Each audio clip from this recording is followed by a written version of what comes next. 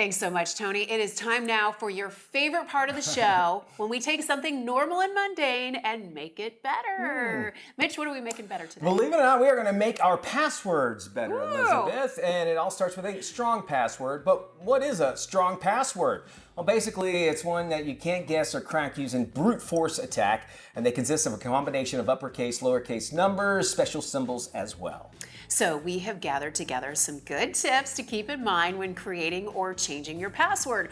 Remember, a long password is a good password, as Mitch said. One that is at least 12 characters, 12, Mitch. That's what they're saying. I can't remember that.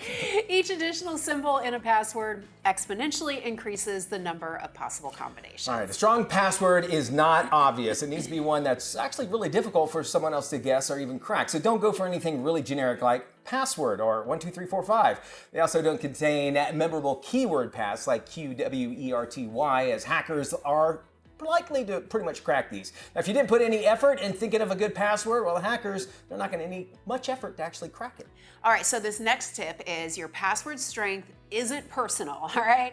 Don't use anything personal to you like a nickname, your date of birth, or even your pet's name. This is information that's really easy for a hacker to find out simply by looking at your social media, your online profile, or even just by listening in on a conversation you're having with someone else, because they're listening. They are listening. If they want to get your information, they will. Now, once you have created your strong password, you might be tempted to, well, just use that password for all of your online accounts.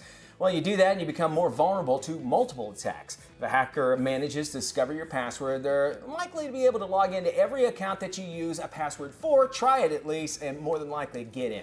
Okay, this one is also really important to make sure you don't recycle your passwords. This may seem obvious, but once you've used a password, you shouldn't reuse it. Even if you haven't used it for years, it's best just to come up with a new one. And finally, yes, it is true. Writing down all your passwords on a piece of paper and keeping that hidden somewhere in your home is actually sometimes more secure than a password manager, because what if somebody can hack into that? But that doesn't mean it's better. People who actually write down passwords are more likely to reuse passwords.